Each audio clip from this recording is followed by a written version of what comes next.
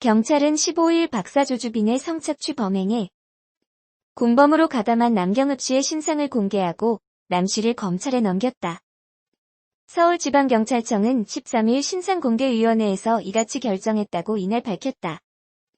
서울 종로경찰서 유치장에 있던 남 씨는 오전 8시께 검찰로 가는 호송차에 타는 과정에서 얼굴을 공개했다.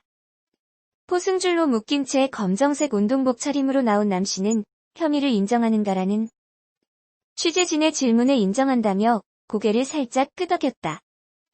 피해자에게 하고픈 말이 있는가라는 질문에는 죄송하다고 답했다. 그밖에 박사방에서의 역할, 범행 동기, 조주빈과의 관계 등에 관한 질문에는 침묵했다. 경찰은 피의자는 박사방 운영자인 조주빈의 공범으로 여성을 대상으로 한 범죄에 적극적으로 가담하는 등 사안이 중하다며 구속영장이 발부됐고 인정물적 증거가 충분히 확보됐으며 재범 위험성도 높다고 판단했다고 신상공개 결정 이유를 밝혔다.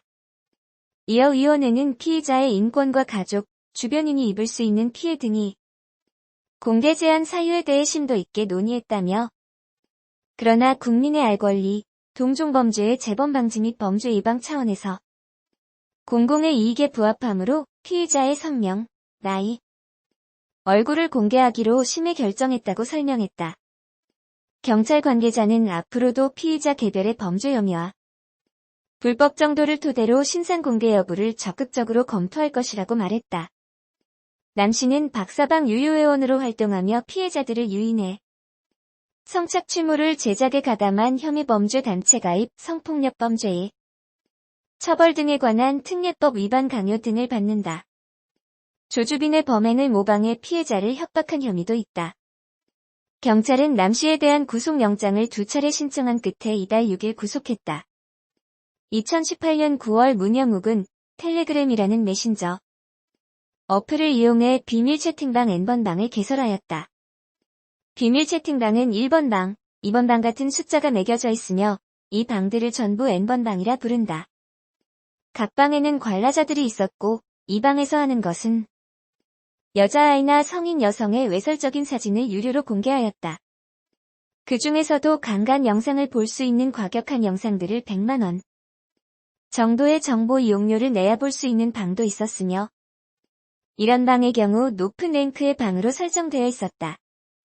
공개된 영상에 나오는 여성들은 위협 및 협박에 의해 촬영한 것이었고 이 N번방은 익명성이 높아 그 실태를 알기 어려웠다. 그럼에도 꾸준히 수사는 진행 중에 있었던 상황에서 2019년 N번방을 대중화하고 있던 워치맨이라는 닉네임을 쓴 남성이 구속된다.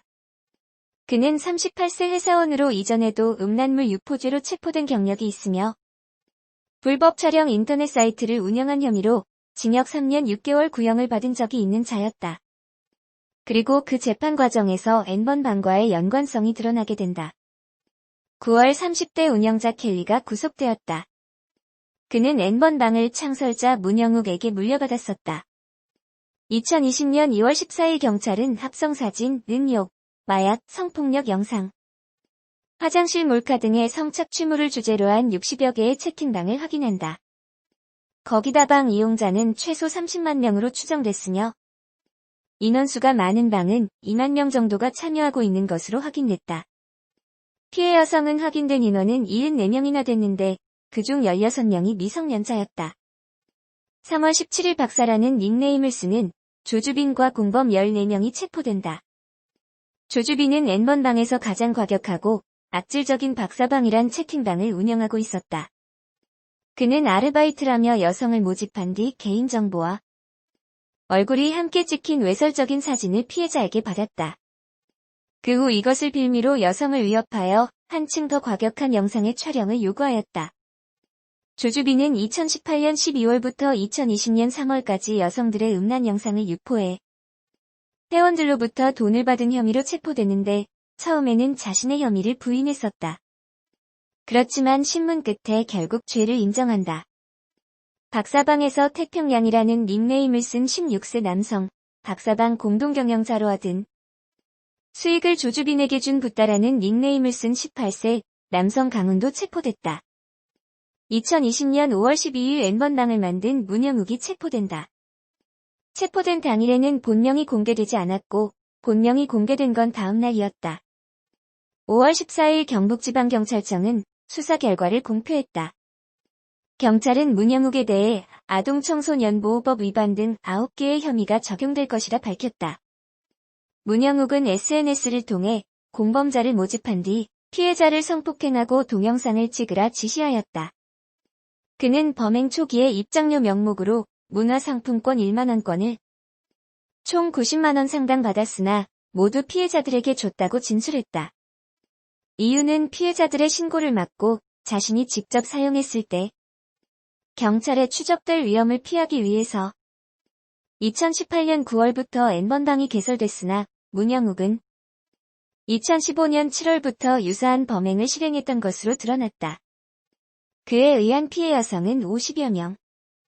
5월 18일 경찰은 문영욱을 경찰에 송치하였고 이 과정에서 마스크나 모자 등으로 얼굴을 가리지 않고 맨얼굴을 공개하기로 결정하였다.